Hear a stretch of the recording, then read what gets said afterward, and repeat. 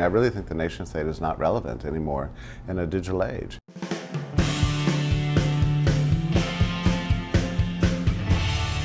Hi, I'm Nick Gillespie with Reason TV, and today we are talking with Jeffrey Tucker. He is the proprietor of Liberty.me, a new gated community of libertarian participants. Jeff, thanks for talking. Yeah, sure. Liberty and Me, how long has it been up, and what does it do? We've only been up 80 days now, so or maybe closer to 90 now. The traffic is soaring. It's just great. You mentioned gated community, but that's only part of it, right?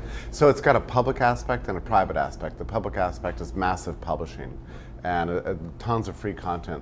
The content is provided by members, actually, and the quality has been exceptionally high. And they're writing about everything that is exciting to them. You know, I used to be an editor.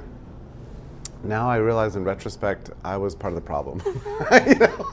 Allowing this sort of spontaneous order, within Liberty.me, everyone has his or her own sort of private space.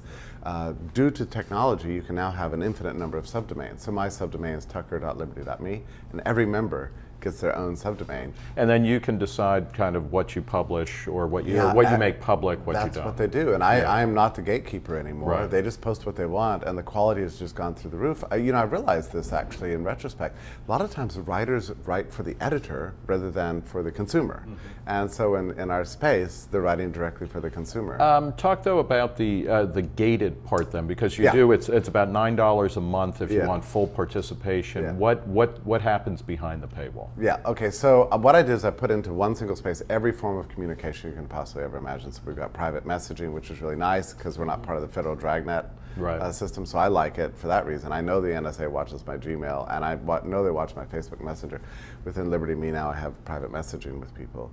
We have ongoing chat 24/7, so you can get on there and have friends from all over the world. Right. And you get unlimited book downloads. We're uploading new books every day. Talk about the library and resources that you have there, both in terms of books and kind of classic texts of liberty, of the liberty movement, but then also you have questions being answered by, you know, a kind of slugger's row of libertarian thinkers. Well, I mean, in the last 80 days, we've had 65 different professors teaching nightly classes in a live classroom setting, so you can go every single night and learn about whatever is going on that night. It could be Bitcoin, it could be migration issues, or firearms training we've actually had online, if you can imagine that. I got a feeling the NSA is watching.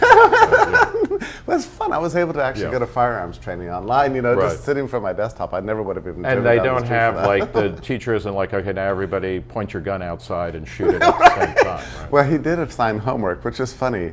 And the next time we went back to the class, he said, everyone do your homework? And I was kind of like, well, I didn't really, but I feel like I know more than I did. So, and then you have, one of the things that you advertise on the site is that it's no trolling, that this is a kind of positive community. Talk about You know, that. here's the thing. When you have skin in the game, you actually care about the value of the community. And that makes it very different from these public spaces like Facebook or Twitter, where you have all these wars. And I'm not really into that stuff. You know, I really wanted a space where I don't care about people having homogeneous views on things. I mean, they don't have to agree with you know, I love argument and differences of opinion. Of course, you got to have that. But what matters is if people have an investment in the value of the community, then it changes the outlook. People are much nicer to each other, actually. How many participants do you have, and what are you shooting for? We're approaching the 4K round, but I really want to get to 10K certainly by the end of the year. And I would, you know, we've got scalability now in this world. Thanks to virtualization, we could be 100 or, you know, 400, whatever we're talk a little bit about how, I mean, you've been a long time libertarian movement activist and whatnot. You, I think, exemplify a kind of optimistic, forward-looking,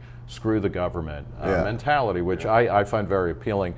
You know, the government exists, it gets bigger, it gets smaller, et cetera, but basically your message seems to be, you know, let's, you know, you keep an eye on it, but don't let it determine your options in life. Well, where does that come from? Here's the thing, Nick. I mean, we are so fortunate in this generation to have access to tools that our forebears didn't have. We have the digital cloud. That's a place where we can migrate, and it's a place, a zone of freedom that unleashes human creativity. And I think this is what's happening. We're seeing the ground shift beneath our feet. I mean, I really think the nation state is not relevant anymore in a digital age. Where do you see the kind of future clouds between, or you know, kind of rumbles between being in, you know, there's a virtual cloud and a freedom up here, but then we are in meat space, and it's kind of... But it's they can slow us down, and they always do, and they always have, you know, but really the progress of humanity has always come down to migration and communication. To me, those are the two key things. People moved away from feudalism to the cities so they could talk, exchange ideas, and get to know each other, and have better communication with people. And then they migrated from the old world to the new world to get away from despotism. So those, and then here again, they moved out of the countryside into the cities so they can have more communication.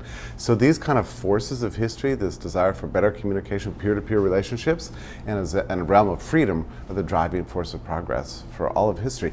And the point is that right now in the 21st century, we can actually do this. We can both migrate and communicate on a global level, leaving aside our assigned roles as members of a citizen of a nation state. You know, that was a 20th century thing. I just don't think it's going to be relevant in the future. We will leave it there. The website or the community site is actually liberty.me. We've been talking with Jeff Tucker. Jeff, thanks for speaking. Thanks so much for having me.